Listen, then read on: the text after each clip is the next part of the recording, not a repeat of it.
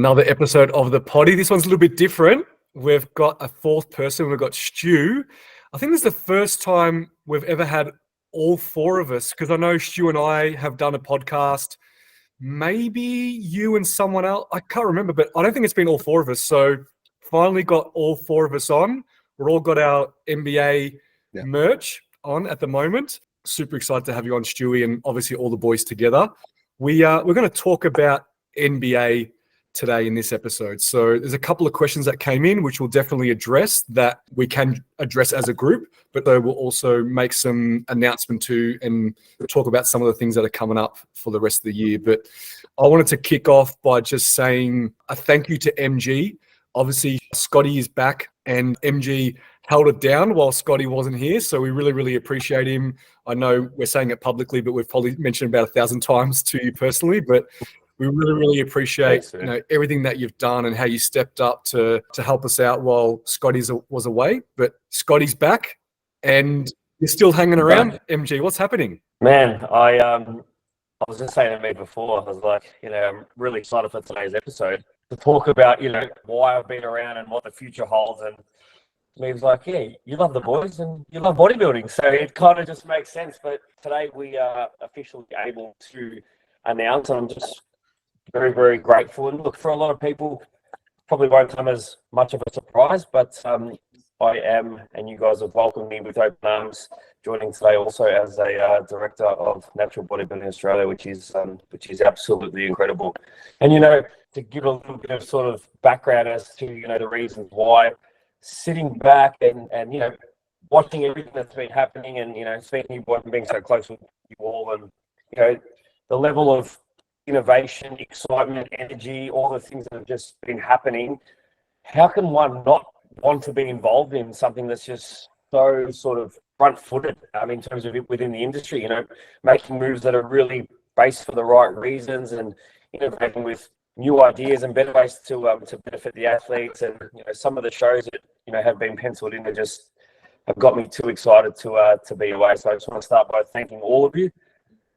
Thanks especially to Stu as well for welcoming me in. Everyone knows I've been involved with other federations in the past, but this is definitely the way forward for me, and I couldn't be happier. So thank you, and thank you for allowing me to be a part of it last season in a smaller capacity, and I'm looking forward to ramping things up big time. Well, we're definitely happy to have you on board, and we didn't want you to go away. So I was really happy that we were able to make all this happen, and that decision can be announced today. So super exciting. I don't know if Scotty or Stewie, you want to talk about that a little bit too? Yeah, well, while it didn't take much arm twisting to get you over the line, definitely, I think, the four of us together are going to work really well. So, it's definitely exciting. The shows you did help out were massive.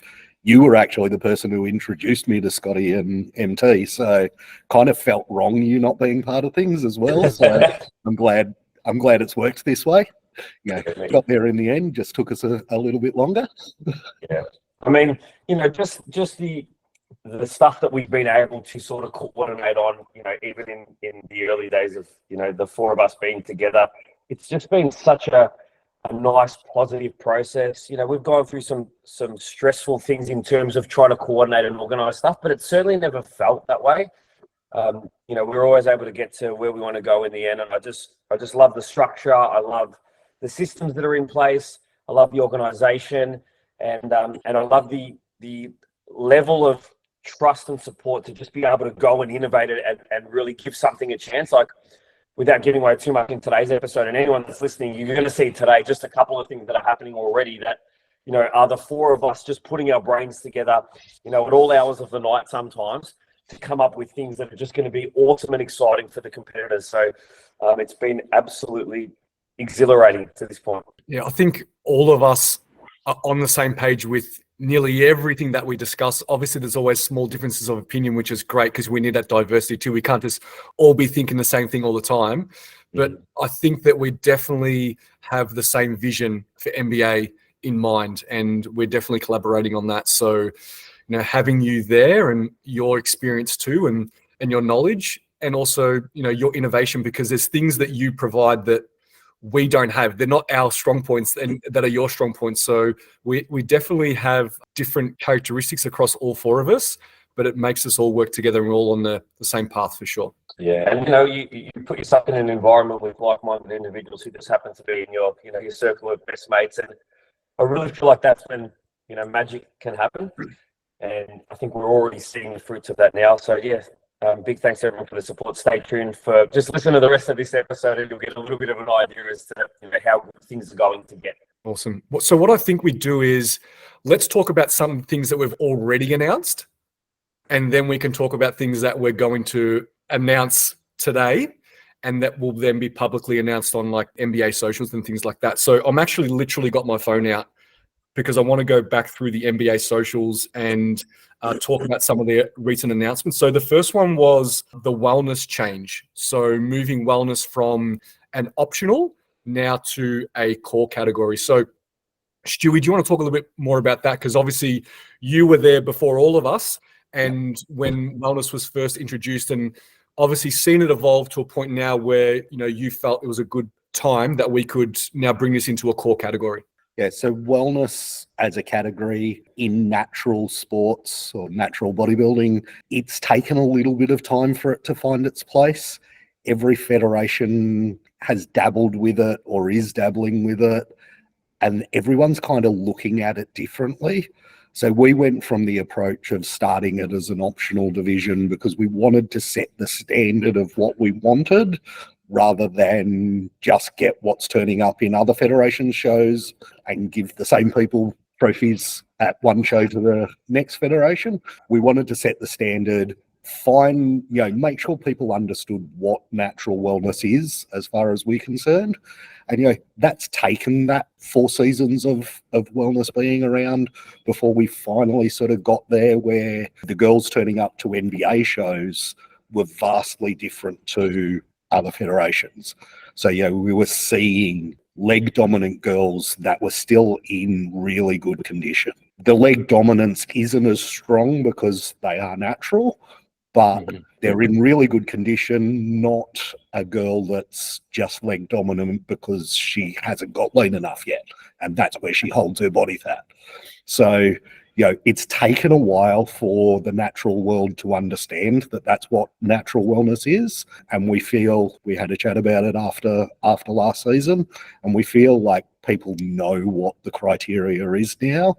And so therefore we can start looking at open divisions, pro cards, all of that. That's how we've looked at it. We didn't want to just start giving out pro cards straight away and have people winning pro cards that didn't really fit the criteria. So we've spent that 4 seasons building to it so that now, when we do get to that, the first pro will be a really good natural wellness pro. Yeah, I actually remember a conversation you and I had many years ago when we first met, and we spoke about wellness. I don't know if you remember this, Stu, but we had a chat about it, and I said, look, there's another natty fed that's doing wellness, and it's more of they're getting more bikini competitors doing it because the way the criteria is written, it says, no muscle separation, enough body fat to have no muscle separation. And I said, to get the girls looking how you want them to look, which is muscle separation, conditioning from a fitness and sports perspective, it's going to take a while to get girls like that because it's hard to do both. It's hard to have development there plus be lean. And you were adamant. You're like, no, that's what I want to do. That's the way I want to have it. And it's more the international standard of what wellness is. And it's definitely grown on me, to be honest. And, after we had that conversation of, okay, now we're starting to see those competitors come through, and now let's set it as a core category, bring pro cards out, etc. I think it really, really is great timing. And also you've really held strong is, no, I want wellness to be what international wellness looks like, but obviously the natural version. And after we all made that decision, made it public, we started to see some of those smaller natty feds follow suit. So it was good that we were able to lead the way on that and, make the decision that I think the industry is ready to set this as a division that's going to grow. And really good point on that. I bounced stuff off you 2-3 years ago, even MG and Scotty, when I brought in the fitness category, I bounced things off then. That's part of the reason I when you guys came to me wanting to become involved, I'm like, well, you're already guys I bounce things off, have great ideas with, so I already knew that working relationship was going to be great. So yeah, slight tangent, but thanks for mentioning that, because it was one of the reasons I knew we were going to work well together. Yeah, definitely. We've had even other conversations about men's physique that you were adamant about certain things, and even Scotty and I were like, nah. And then when we went away and we're like, oh, nah, fuck, Stewie has a good point. That's the international standard for that division. We need if we're going to see a vision for NBA to be at that level in Australia from a natural bodybuilding perspective, we need to lead the way in that, and we need to make sure that we stay strong in what our criteria is. So that now brings me to the next change that we made, which was the bikini posing change. So going to half turns and having the hair down, hands down in that back pose to align with what that division does internationally. So Stewie, we got some questions come in on the potty a couple episodes ago, and even at workshops, asking about, well, I don't show my back. Is that going to affect the way I'm judged? Or should I actually have short hair so you can see my back, and maybe that's an advantage to me? So maybe you want to talk about the judging now when you are looking at someone from the back and their pose is done in that way. Yeah, so bikini competitors, there's essentially two federations where bikini competitors do a hair up, hands up pose, and everyone else does the hair down, hands down pose. From the back, you are still seeing that hourglass shape. Girls have to make sure they're not covering their waist when they put their hair on their back. And yeah, I've seen some good posing coaches with tips on how to do that. So yeah, the natural girls will just have to learn how to pose like that. But ideally, and back definition, muscle size, etc., shouldn't be strong in a bikini girl. And what we found, because we want that more muscular, leaner bikini girl, a lot of them, to get the glute ham tie-in showing, actually get what would be considered too lean in their back for bikini category. So the advantage comes where you're hiding that by covering it with your hair. We're not going to see the condition. We're seeing the shape that you create from your shoulders into a nice small waist out to your glutes. So you're still getting that hourglass or X-frame shape, but you're hiding that condition in your back. So it actually creates an advantage there where you can push that condition that little bit more while hiding that. Yeah, so the short hair, I don't think that would create an advantage, because yeah, we're then seeing some muscular on your back. We're not judging it because we're judging on the shape that you're creating more so than what muscle is there in your middle of your back. But it's the look every federation goes for outside one. So, it's actually going to be easier to judge in my mind. Yeah, I agree with that. I think it's going to make it so much easier to judge. And ultimately, if you think about X-frame, we've never really set anyone up for bikini from a coaching perspective to be dominant through the back, right? It's always dealt to glute, right? If you look at that X. So yeah, really, as Stu's right, it actually makes it a little bit easier. And if you are super, super lean through the back and you love your back, well, then your shoulders and your glutes should be just as lean, so you don't have a problem. Yeah, definitely. And, we've found as coaches, MG and also Scotty, is sometimes it's more difficult to get a female to be in condition in their lower half without overdoing it in their upper half. So kind of helps us out. Thanks for doing that change. Yeah, agree. All right, let's move on to some of the other announcements that we made. And I actually want to jump straight to the recent review that we did, Stewie, of the Nationals. And we went through all the overall amateur and also pro lineups. And you did a full review of why this person was in the placing they were and why that person was in the placing they were, and maybe areas for improvement. So it's definitely something that was received really, really well. And I went to a posing workshop recently, and the posing coach was like, everyone needs to watch this. Everyone needs to listen to this. Like, if you need to know what you need to look like and how the judging works, you need to watch it. You need to watch it. So brings me to my next point, Stewie, about judging feedback and some of the changes that we're going to make to innovate how we do judging feedback. So yeah, feedback and we've started trialing it this season. So rather than an email with a heap of words on a screen that kind of don't really mean a lot to the competitor, what I've done is, and it's come from the coaching world, and I've got my own coach who helps me, who does their feedbacks these ways. I know you guys also all use it. So I'm doing a Loom video, which is you've got their photos on the screen, going through with the photos there, telling everyone exactly, or telling that competitor what they need to improve. Look at this on the photo, look at that on the photo. And yeah, I've had some really good feedback from it so far. And yeah, so we've implemented ways to streamline that as well. So having gone through the process a few times now, and yeah, we'll be rolling that out nationally next season as well. Yeah, so that's obviously you're the head judge and you're head judging at every single show.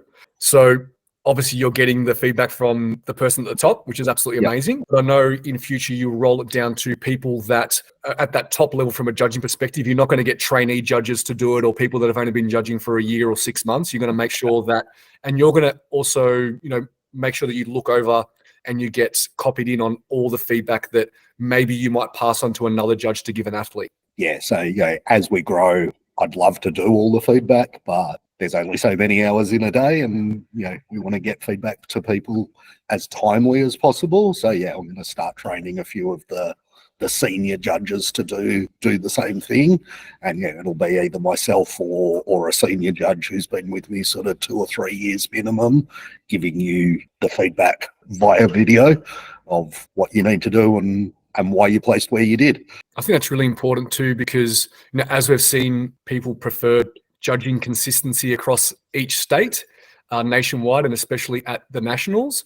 And obviously being the national head judge, you're going to make sure that you get feedback from the person at the top, but also those other senior judges that may be doing feedback too, they're going to be judges that would be at national level shows. Yeah, they'll be the judges that travel with me interstate to other shows. They are national level judges. So yeah, not a trainee doing feedback saying your tan was off or things like that. That doesn't really help you improve in your off season. So yeah, it'll be actual feedback that's going to help you come back better next time. Awesome. I know, Scotty, you competed most recent years out of all of us. Did you get any feedback from the federations that you did? Yeah, I did from IFBB, because I was pretty keen just to see what that process was like, and also just to get an idea of where I placed second in the Open. So I was like, the guy that beat me was miles bigger than I was, and I had a feeling that was the reason why. But just to see what their thoughts were moving forward, and it wasn't just like off the cuff generic. They were really particular in terms of things that they thought I did well, some areas that I can improve, and made some suggestions in terms of bringing up body parts, etc., to help jump that next placing. So they were really good. And then didn't really get a chance. Well, I didn't get anything from ICN, and obviously we did the review with Stewie on the podcast, because I was obviously fortunate enough to compete in NBA, like the first time doing that show.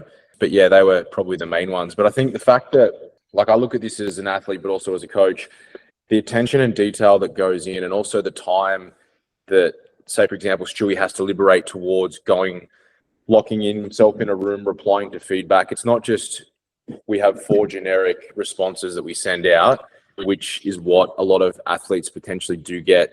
Because I understand it takes a long time to reply to people. It would be very easy to just have some generic responses, but I think taking the time to really articulate what was good, what they need to do better, I think as an athlete, you could not ask for any more. Like, I was wrapped when I got that feedback from IFBB, and even Tony Doherty himself, in terms of some recommendations. But if I was to get a screen recording, like a Loom, when we do our check-ins, I feel like I would be blown away. And so hopefully that's a response that, a lot of our athletes have experienced this season.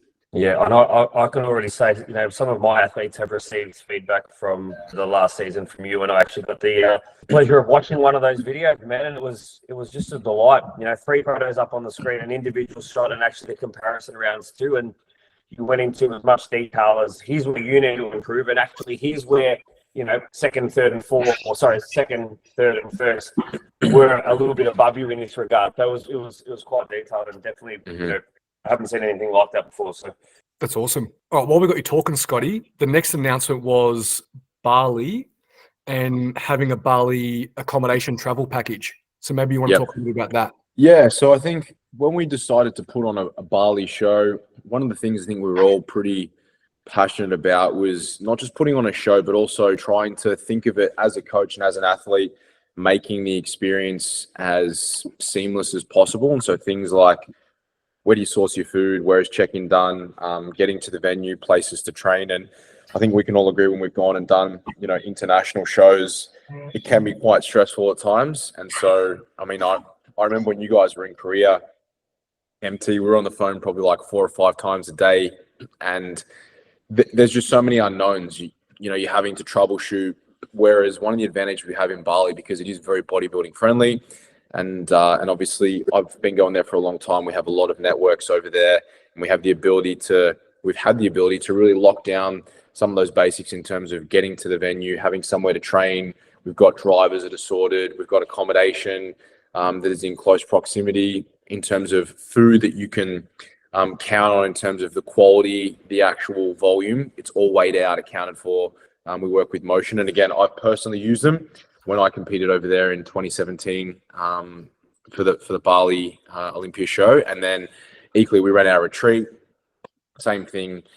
We had our meals there 3 times a day, and quality was phenomenal. Everything was weighed to the gram. They understand the importance of that. So we've really tried to, as we said, make it as seamless as possible. I think the resort where that package is, it'll almost be like an athlete's village where almost, where you've just literally there'll be an abundance of people there, which again, I think is super important because you're around like-minded people. The resort are very, very accommodating of that. They're amazing for us when we were there. They're amazing for me when I stayed there, back in 2017.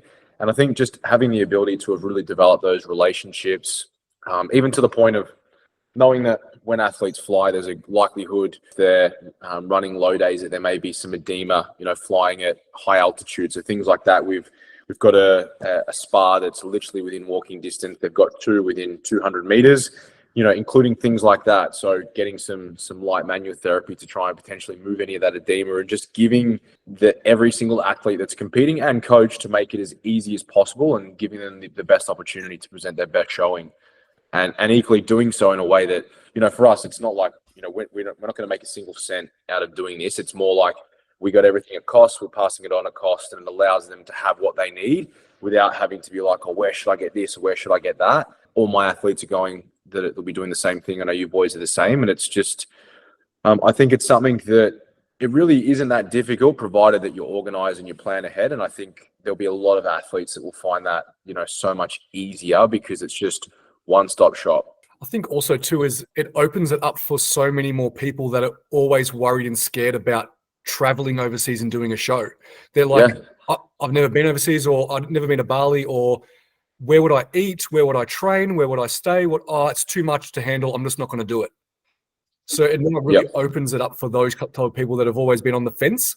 And you literally get, the package includes getting picked up from the airport, going to the hotel, having vouchers to go get your food at Motion, to go get your massages done, to go to the gym to train, and to have a shuttle. We're running a shuttle the whole day, show day, right? We've got a show day shuttle. Yeah. So for you, for any of your family that are staying at the resort, you literally just jump on. You'll be going back and forth. So things like that, you don't have to stress. It's just, like we said, we're trying to make the experience as enjoyable as possible. And the venue itself, I mean, I've stopped over there on the way back from the UK, making our way back to Oz, and we had a really, really good meeting. Just meeting with the contractors we're having a stage custom build, the LED screens, like it's going to be unlike anything else that has been presented. It literally will be a spectacle. To quote John Hammond from Jurassic Park, we spared no expense. Man, it's funny. It's like, I know I've been part of this process, but hearing you say it out loud, and I'm just thinking about how, convenient it's going to be in terms of if I was an athlete, there's not a single thing to think about, but just hearing you talk about that stage and, the LED screen and, having a custom stage built, Oh, it just gives me goosebumps, man. It's going to be such an epic show. If you're doing season B and you have considered Bali, I'm not sure you haven't considered Bali, this is your reminder that this is probably a show you want to pencil into your calendar. And it's not just going to be like we're going to have athletes coming from obviously from Australia, from New Zealand, from China, from Indonesia. There'll be Balinese athletes, from Sri Lanka.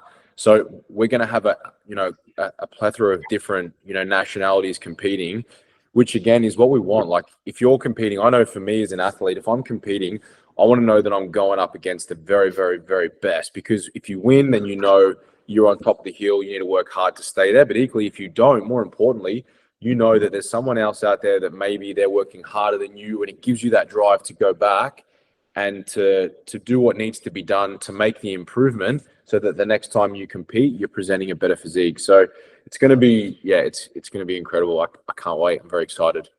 And like, it's not just us saying there's going to be athletes from all these countries. We have contacts and coaches in these countries that we have been actively in communication with, who are bringing athletes to the show. So it will be, it will be a true global show. It will be a world show. Yeah, very exciting. That's absolutely awesome. You touched on Chinese athletes coming. So maybe MG, maybe that's the next thing we can discuss about China and the affiliation there.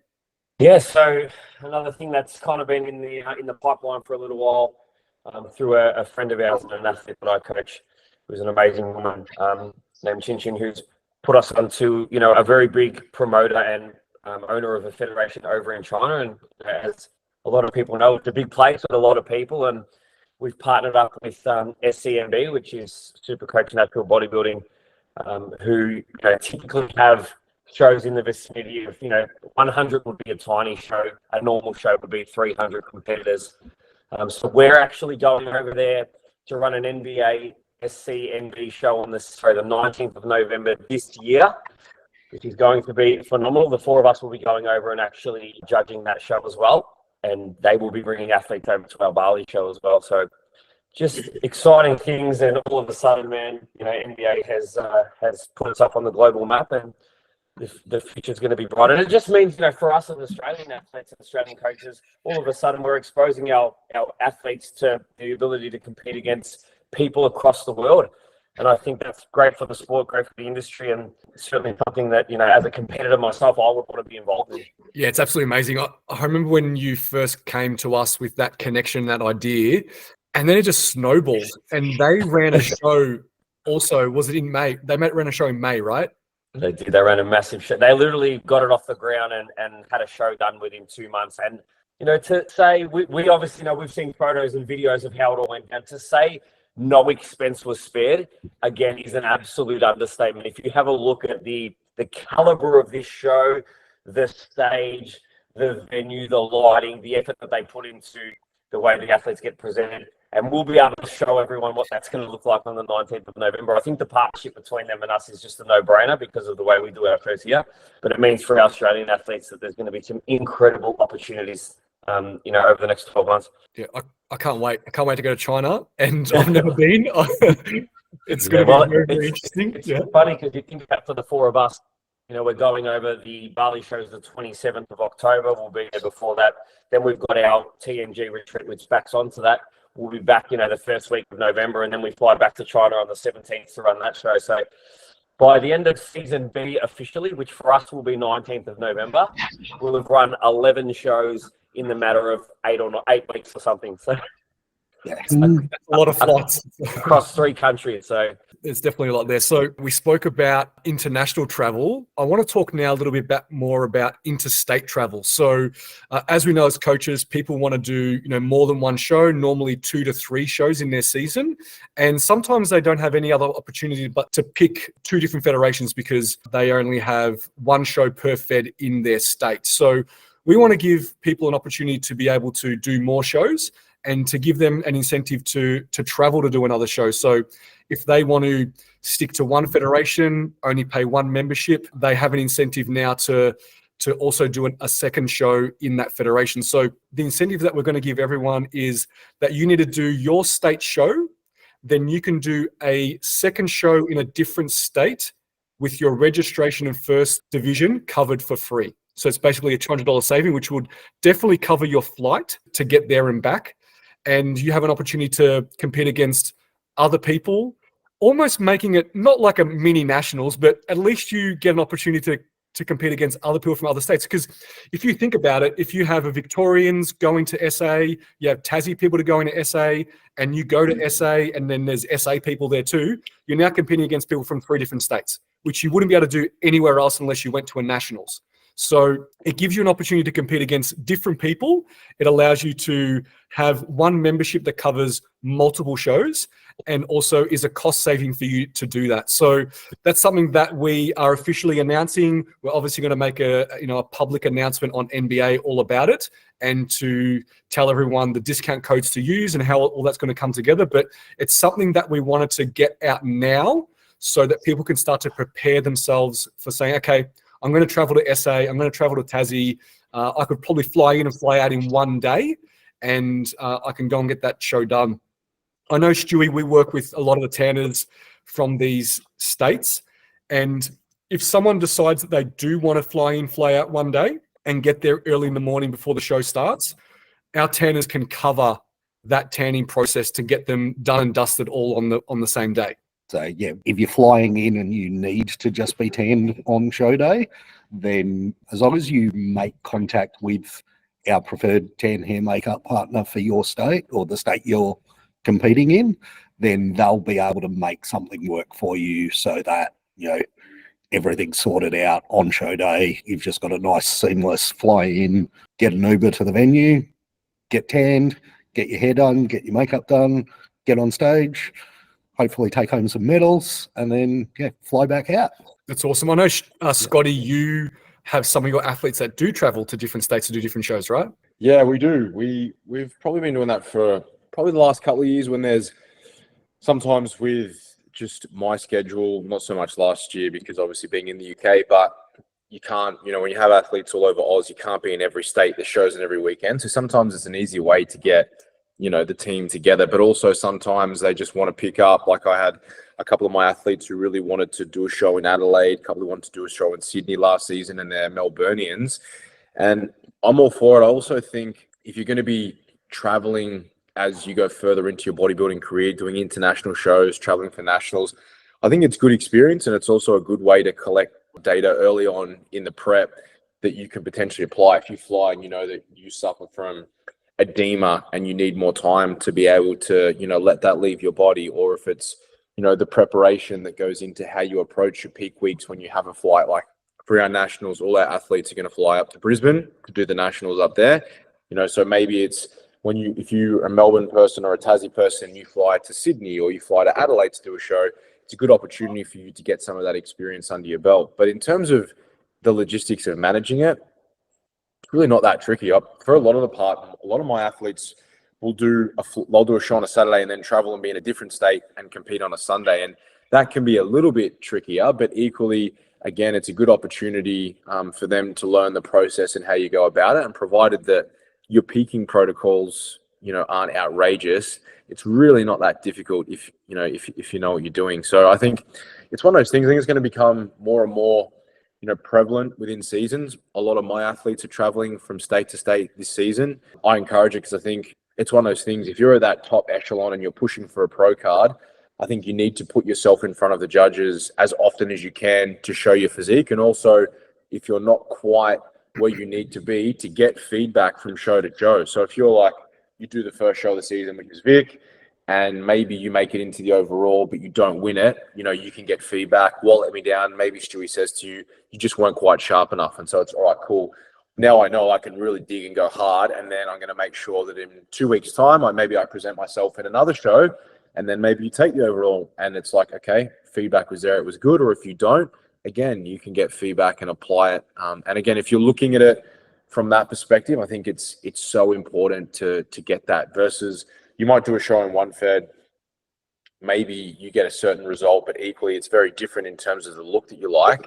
I think it's important to have that clarity. And yeah, I think it's one of those things. You put in so much time and effort into a contest prep, the dieting, the sacrifice.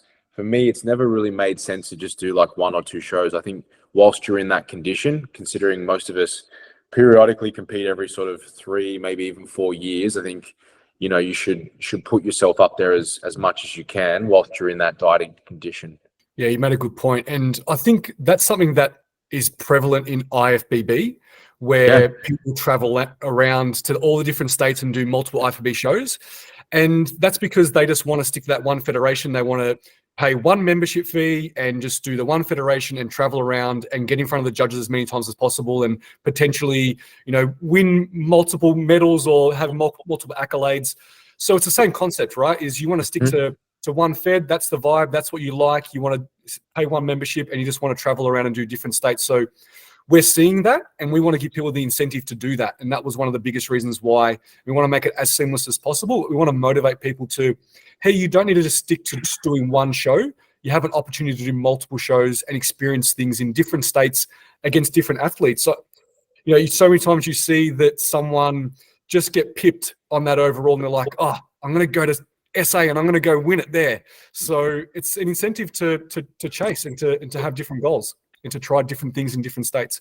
And also maybe you want to peak differently next time or you want to improve. And Stewie, we've seen that. People that do a state show and then come to a different state or go to the nationals and beat the person they were against in the previous show, right? Yeah. On that, we're actually also the nationals review thing that we did on YouTube. We're actually going to do one of those every single show. So, you'll be able to, I'll jump on rather than with Michael. It'll be one of the judges from that show. We'll record a review probably within a day or two of the show, go through the open and overall of every category. So, you'll be able to get really quick live feedback of what worked, what didn't, jump in and then improve for another show. And yet, like you said, last season alone, there were a couple of competitors. There was one who, the Brisbane show, she placed 3rd. And then, came to nationals, ended up winning the overall, winning the pro card, winning the pro lineup. So, massive changes in that 3 weeks in between. But, got that feedback, did what we said needed to be done and, put in the hard work and achieved it. So, it's very doable. You've just got to, ask the right people for the feedback and then do the work.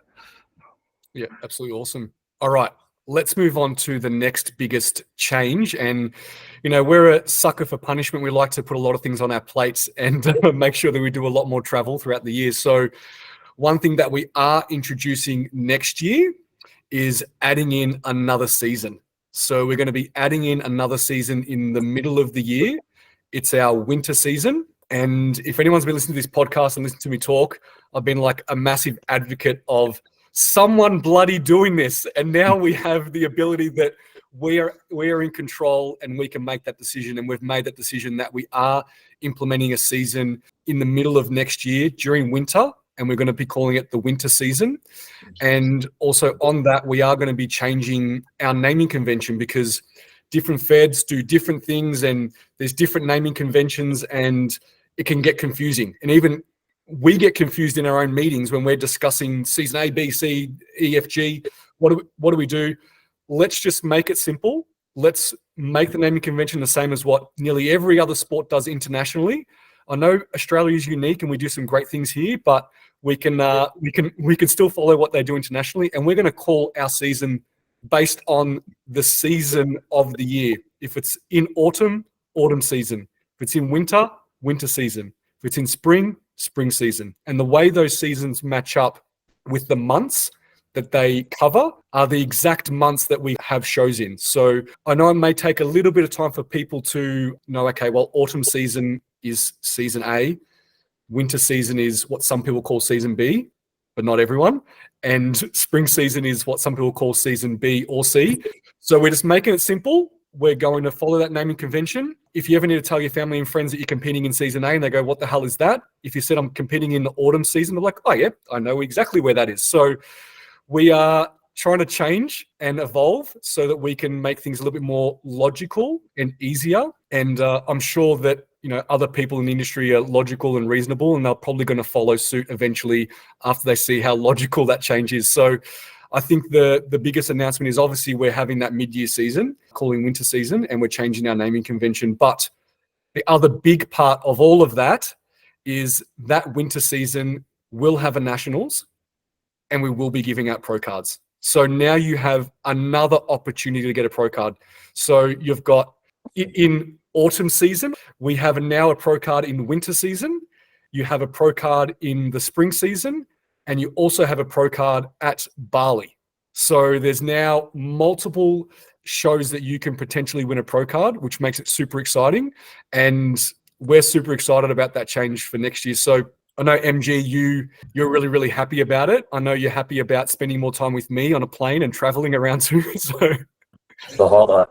No, it's just good. It's just more opportunity, providing more opportunity to athletes to be able to compete, but also from a logical perspective, it does make a lot of sense. And I think, as a coach and as an athlete, I feel like that middle part of the year feels sometimes like it's a little bit wasted. And I have athletes that finish season what used to be A and want to go again, but it's too long of a gap, and you're not going to. This creates the ability for people to either go a little bit early for what we have now in spring or season BC for everyone else, or push a little bit longer from A into that winter season. So I think it's a positive thing, and it's going to be great fun, and the pro card is just a plus. Yeah, we've had other feds kind of extend their autumn season, season B or season A, and so even I'm getting confused, and not really essentially having a mid-year and then having a super early show for their spring season, but there's never a collective effort to have something in the middle of the year. And if no one else is going to bloody do it, we've just got to do it, right? And if people follow suit, that's great. If they don't, then we'll stand alone and we'll stand on our own 2 feet doing it. But it's something that we're just looking at doing on the East Coast at the moment. So we're looking at just a couple of cities, and I know we're looking into venues and dates, and we'll be releasing all that soon. But put it in your calendar, lock it in. You no longer have to prep over Christmas and New Year's. You can start a little bit later, and you can hit your mid-year season. Can we give a little teaser on like a bandwidth range of when our shows are going to be, or are we going to hold off? Totally, Scotty, go for it. Yeah, I think I'm probably just maybe even a little bit more excited because I'm obviously doing all of the booking of those venues, but we are looking. We've got some dates that are going to be squared away from July through to early August. So there's sort of a 6-week block of where our shows will fall. Again, we're going to release the exact dates towards the end of season B, but yeah, we can say that there'll be a show up north. There'll be a show down here in Vic, and there may be a big show in New South Wales too. So there's all the big heavy hitter cities. We're very excited for it, and equally the venues that we're looking at hosting are going to be incredible as well. So it's one of those things, we know that there's so much potential for it, and for us, again, we're looking at the evolution of not just NBA as a federation, but also the industry in terms of natural bodybuilding. And so we want to innovate and essentially pave the way. And I think the more time people have and coaches and athletes have to work out how they map this out. And I suppose that's another thing. There might be a few people thinking, what does this look like in terms of if I'm doing this season, do I just prep for that? And I think the times of when we've structured it, we've been very intentional in that if you're, say, looking at doing season autumn, which is obviously what would be referred to as season A, shows now range from April all the way through till I think even the first week of June now, or the last week of May. So knowing that if you were doing that, you could either plan your run late, do some of the later shows, have a sort of a 2-week, diet break, if you will. If you're in peak condition, you can kind of put your feet up, maybe have a little sabbatical, and then you can refine things for a couple of weeks, and then bang, you're into that next block of shows. And equally, maybe you want to do the mid-season as your first portion of your season, and then after that's done, early August, again, take a couple of weeks, and then you spend the next 2 weeks after that ramping things up, and then you're in season spring. So you're really only looking at 2 weeks either side when you factor in if you were going to run a diet break, a couple of weeks of just pushing up food a bit more, maybe reducing some of the stress, washing off the fatigue, you're not having to train as hard, and then you make a last push and pick up a last 3 or 4 shows, especially if you're someone that maybe you just missed out on that pro card, and knowing that you don't have to wait a whole nother year, or there's such a big gap from season autumn through to all the end of the end of the year doing season spring, But if you're like, okay, cool, I've got, 4 weeks maybe till the next state show, 6 weeks to a nationals, it's not hard for me to just, chill out for 2 weeks and then start to ramp things up, and then, have a late charge at that midwinter season. I think there's going to be a lot of people that fall in that umbrella. I know a lot of my athletes we've already started planning and having those contingencies. You might have athletes that are going to be in that top echelon, pushing for a card in either season A or potentially season B, and it gives you that option to either run early or potentially finish a little bit later without it really just taking its toll on your body. Yeah, so now when people say, can I do back-to-back seasons, and we normally recommend most of the time not to do that. Now with an additional season in there, it's something that can be achieved and can be done. And that means that you get an opportunity to do those multiple seasons and do more competing than what you normally would. And then you can have your off season, you can spend your time instead of people just perpetually competing all the time because they've got no other option because there's not enough seasons or shows to do. Mm-hmm. Yeah, it almost acts as a bridging season because it gives you that flexibility to, tack on a few more or to tack on a few earlier and have that run, as well as, I think that, one of the other feds that's looking at that is IFBB. So I think as well, knowing that there's going to be a couple of those, I think they're they're having their natural version of their shows as well, I think. And it also wouldn't surprise me if the normal IFBB Pro League, the enhanced shows, are still going to run in that time because, again, I think the sport is just getting bigger and bigger. And I know for them, one of the reasons they had to do it, and I can speak to this because, in fact, Stuart, you can attest to this, you were there, the IFBB Queensland show in Season B last year, I think there was over 400 athletes. I remember Tony saying that it was the biggest show in Australia they've ever had. And it's just not realistic to get that many people on stage, and credit to them, they judged till super late on both days, but to get that many people judged fairly and properly over 2 days. You got lineups. I had lineups of like late 20s in mine. It's ridiculous, and the sport's only going to get bigger. So I think it's on us to ensure that we give the availability and we never sacrifice quality control. And this is a really good way to do that by opening up another season. Yeah, and one of the things we spoke about, like when we started first talking about this, do we do one single mid-year show? Do we make it a season? And, straight away we said that there needs to be pro cards for this to work. And for NBA, you can't win a pro card at a single one-off show. Like that's not how we do things. So straight away we said it had to be a true season.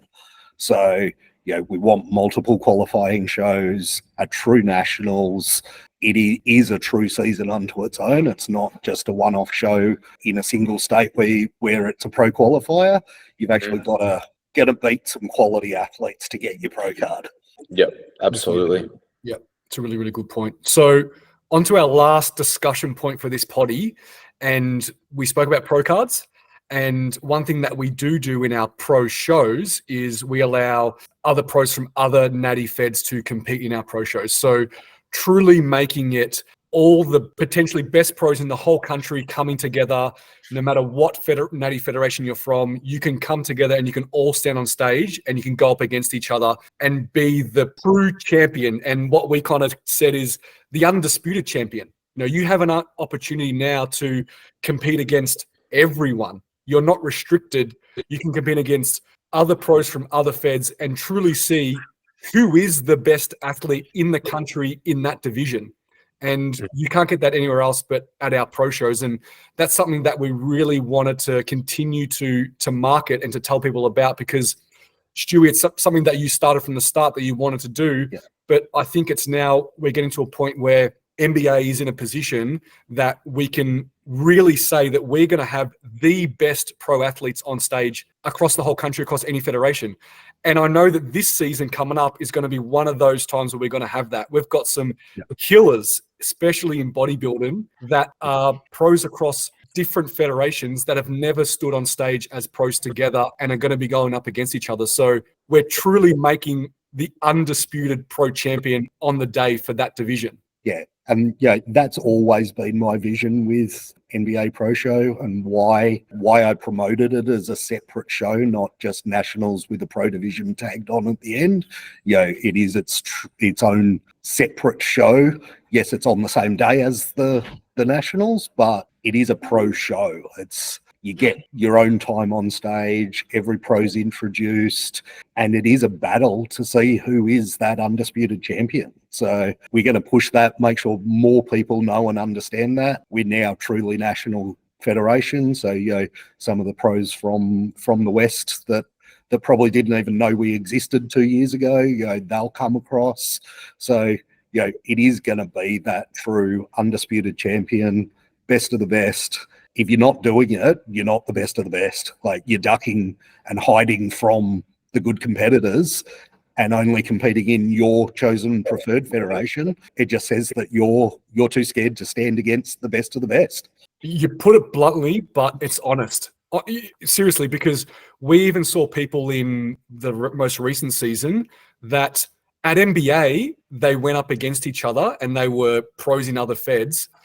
But then you go to a nationals for that specific fed, and there's a couple people that weren't there, and it's like, well, how can you say you're the best across the whole country when you weren't there against the other people that were from different federations competing against each other? So, if you want to be the undisputed champ, you've got to do it. You've got to do the pro show for NBA. And I know, Scotty, now you have pro cards in 2 feds, but that would be something that I would think would probably be a goal of yours, right? Is to go up against all the other pros from all the feds and be undisputed too. Like, I'm not at your level, but I'd love to say that I was the undisputed pro also. Yeah, one of the reasons, and before I was even involved in obviously being an owner in NBA, but I remember Stewie reaching out to him.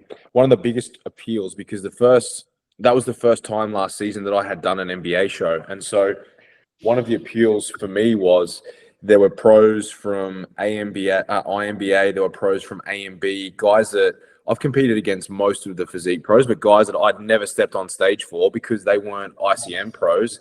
And so for me, that was a really big sell, because I was like, I haven't gone up against these guys. So I'm super keen, essentially, as you said, to just throw down and just see where I land. But equally, when I pencil in my next season, all of this, I'd be lying if I didn't say, as an athlete, it excites me just knowing that hopefully there's even more, maybe some WNBF pros that want to come and jump in on that as well. I think the more the merrier.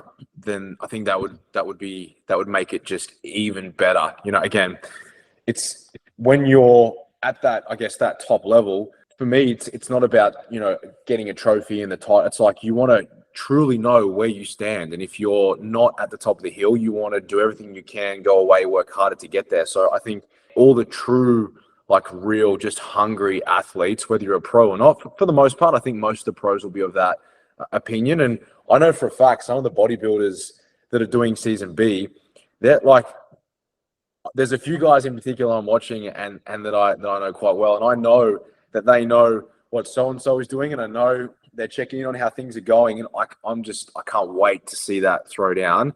And then to think that, next year, the year after that, when we see the same thing in men's physique, in classic, in women's fitness, in figure, it's going to be a battle every single time. And we know with bodybuilding, the evolution of natural bodybuilding, it's getting better and better.